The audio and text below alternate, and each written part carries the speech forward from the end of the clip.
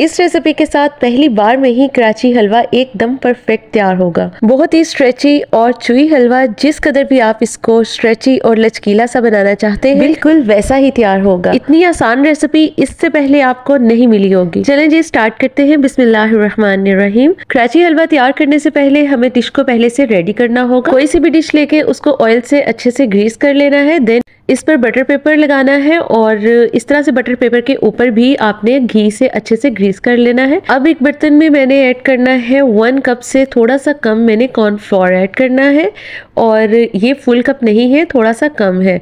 और इसके साथ ही मैंने यहाँ पे ऐड कर देने हैं 3 कप पानी।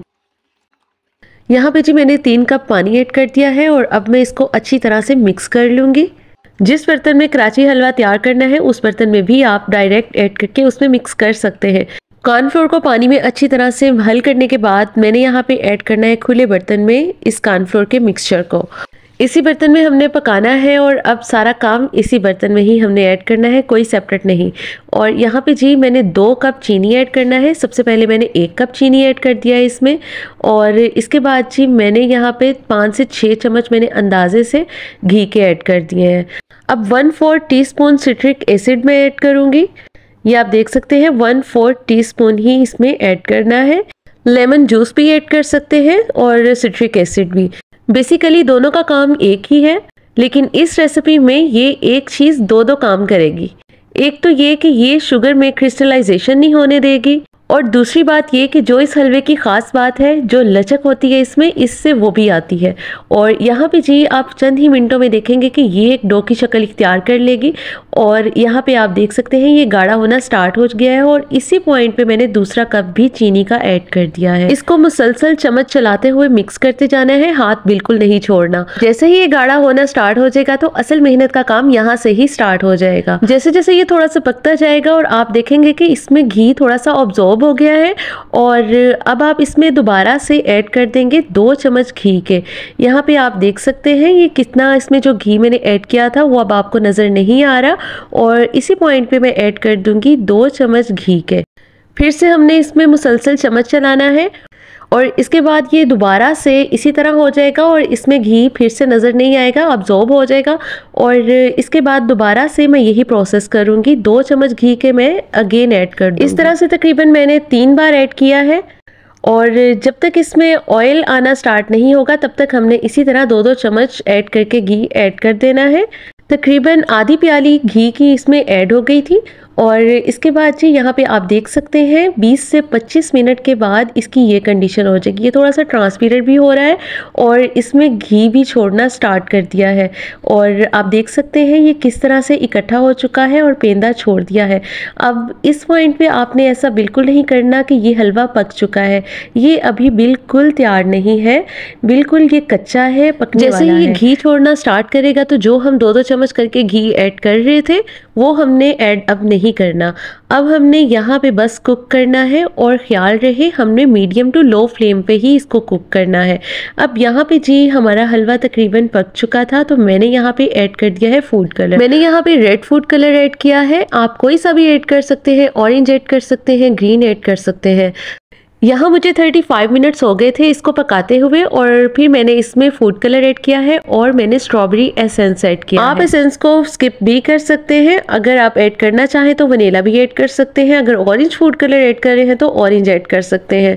और इसके बाद जी मैंने यहाँ पे ऐड कर दिया है 4 मगज़। 4 मगज़ ऐड करने के बाद 2 टेबल स्पून ही मैंने ऐड कर दिए हैं खसखस के। खसखस ऐड करने से इसमें बहुत अच्छा सा एक फ्लेवर सा आता है जो इसमें अच्छा लगता है। आप चाहे तो खसखस को स्किप भी कर सकते हैं, ओनली 4 मगज़ ही रहने दें।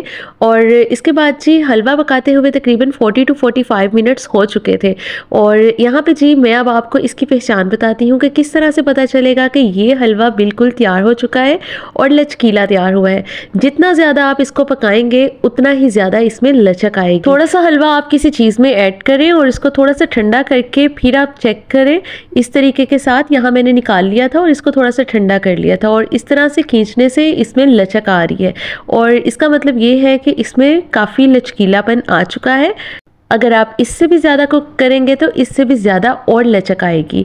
दूसरी पहचान ये है कि स्पैचुला पे मैंने कुछ मटेरियल लगाया है और इस तरह से गिर रहा है, एक धार की शक्ल में गिर रहा है, और इस तरह से नहीं कि टूट रहा है। जब इस तरह की कंसिस्टेंसी हो जाएगी तो इसका मतलब है कि इसमें काफी स्ट्रेचनेस आ चुकी है। जितना ज्यादा इसको पकाएंगे उतना ही ज्यादा ये चुई और स्ट्रेची सा तैयार होगा।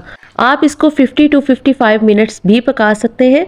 और यहाँ पे आप देख सकते हैं कि ये कितना जेली टाइप में आ चुका है और इतना क्रिस्टल है कि इसके अंदर तक नज़र आ रहा है। अब यहाँ पे जी मैंने इसको मज़ीद 4 से 5 मिनट कुक किया था और यहाँ पे जी मैंने 40 मिनट्स इसको कुक कर लिया। और अब मैंने जो बर्तन तैयार किया था पहले से बटर पेपर लगा के उसमें ऐड कर दूँगी गरम गरम। और इस तरह से मैं अब इसको सेट कर रही हूँ। इक्वल करने के बाद मैं इसमें छिलका उतरे हुए बादामों को मैंने रफली सा चॉप करके इसमें ऐड कर दिया है और थोड़ी सी खसखस और 4 मगज भी ऐड कर दिए हैं। खसखस ऐड करने से एक तो फ्लेवर आता है और दूसरा ये कि इसमें खूबसूरती भी बहुत आती है। अब इसको मैं तकरीबन रूम टेम्परेचर पे आने दूंगी। रूम टेम्परेचर पे आने के लिए आधा घंटा भी लग सकता है और 1 घंटा भी लग सकता है। तकरीबन 1 घंटे के बाद ये बिल्कुल सेट हो चुका था और रूम टेम्परेचर पर आ चुका था। और अब मैं यहाँ पे इसकी कटिंग करके दिखाती हूँ। यहाँ पे मैं इसको निकालूंगी और इजीली बटर पेपर के साथ ये निकल आया था। और यहाँ पे जी अब मैं इसकी कटिंग करूँगी। यहाँ पे मैंने इसकी स्क्वायर पीसेस किए हैं। यहाँ मैं कटिंग कर रही हूँ और आप देख सकते हैं कि इसमें कितनी लचक आई हुई है और कितना ज़बरदस्त किस्म का तैयार हो चुका है। और इसी तरह से मैंने इसकी सारी कटिंग कर ली थी और इसके स्क्वायर पीसेस कर लिए थे जो कि बहुत ही प्यारे लग रहे थे। यहाँ पे जी आप देख सकते हैं मैंने इसकी कटिंग बहुत अच्छी तरह से कर ली है। और अब मैं आपको एक स्क्वायर सा पीस दिखाती हूँ। यहाँ पे आप देख सकते हैं ये कितना जेली टाइप का बहुत ही मज़े का तैयार हुआ है। और अब आप इसकी स्ट्रेचनेस भी देख सकते हैं माशाल्लाह से कितना स्ट्रेची और चुई सा तैयार हुआ है। और अगर आपको इससे भी ज़्यादा स्ट्रेची सा पसंद है तो आप इसको मज़ीद कुक करेंगे ये और भी ज़्यादा स्ट्रेची हो जाएगा। अब आप इसको इसी तरह से फ्रिज में नहीं रखेंगे, आप इसको रूम टेम्परेचर पर रखेंगे और इस तरह से शीट्स में पैक करके रखिएगा।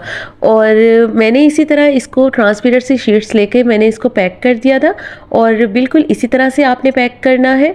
और इस तरह से पैक करने से ये एक दूसरे के साथ चिपकेंगे नहीं। चलें जी अब इसी तरह मैंने सारे पीसेस को पैक कर लिया था और इस तरह से पैकिंग करने के बाद ये मजीद खूबसूरत लग रहे थे। बहुत मजेदार बॉम्बे कराची हलवा तैयार हो चुका है और देखने में भी खूबसूरत है और खाने में उससे भी ज्यादा मजे का। ये थी जी मेरी आज की रेसिपी। उम्मीद है आपको पसंद आई होगी। वीडियो को लाइक और चैनल को सब्सक्राइब भी कर दीजिएगा। दुआओं में याद रखिएगा। Take care. अल्लाह हाफिज।